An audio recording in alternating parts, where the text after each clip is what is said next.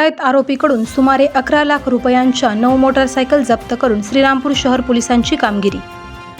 दिनांक 5 ऑक्टोबर 2024 रोजी 10:30 वाजता फिर्यादी संकल्प राजेंद्र सोनवणे राहणार मारुती मंदिर जवळ खंडाळा श्रीरामपूर यांच्याजवळील होंडा स्टनर मोटारसायकल क्रमांक MH15TD 6616 ही फिर्यादीने CK वाईन्सच्या समोर श्रीरामपूर येथे नेहमीप्रमाणे पार्किंग केली व शॉपमध्ये कामानिमित्त गेले व पुन्हा रात्री शॉपमधील काम संपवून घरी जाण्यासाठी पार्किंगमध्ये लावलेले मोटारसायकलकडे आले व पाहिले असता फिर्यादींची होंडा कंपनीची स्टनर गाडी ही नमूद ठिकाणी दिसली नाही। तरी कोणीतरी अज्ञात इसामाने लबाडीच्या इराद्याने सदरची होंडा स्टनर गाडी ही चोरून नेलेली असावी अशी फिर्यादींची खात्री पटल्याने दिनांक 8 ऑक्टोबर 2024 रोजी फिर्यादीने श्रीरामपूर शहर पोलीस स्टेशनला फिर्याद दाखल केली होती।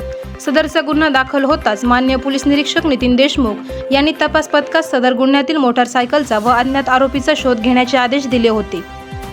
दिनांक 26 मे 2025 रोजी तपास पथकातील पोलिसांना अशोकनगर फाटा परिसरात एक व्यक्ती विना नंबर प्लेट असलेली बजाज पल्सर कंपनीची मोटारसायकलवर संशयितरित्या फिरताना दिसल्याने त्याला अडकवून सदर व्यक्तीकडे त्याचे नाव गाव विचारले असता आणि त्याचे नाव स्वप्नील संतोष भारुड राहणार सवनसर तालुका कोपरगाव जिल्हा अहिल्यानगर असे असल्याचे सांगितले।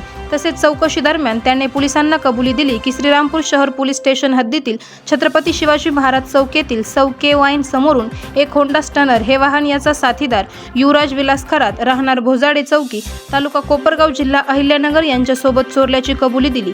तेव्हा युवराज विलास खरात याला ताब्यात घेऊन दोघांकडे विचारपूस केली असता त्यांनी संगमनेर पारगाव लासलगाव आळेफाटा परिसरातून व अन्य ठिकाणाहून एकूण 9 वाहने चोरल्याची कबुली दिल्याने तपास पथकाने अहिल्यानगरमधील व छत्रपती संभाजीनगर जिल्ह्यात जाऊन खालीलप्रमाणे मुद्देमाल जप्त केला।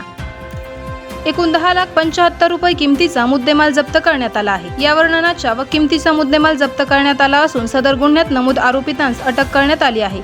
जप्त मोटारसायकलबाबत अधिक तपास करत आहेत। ब्युरो रिपोर्ट आवाज जनतेचा न्यूज। करायचा आहे लाईव्ह कार्यक्रम किंवा आहे कसले आंदोलन जनसामान्यपर्यंत पोहोचेल आपला हक्काचा आवाज आवाज जनतेचा। बातमी व जाहिरातीसाठी संपर्क करा स्क्रीनवर दिलेल्या नंबरवर।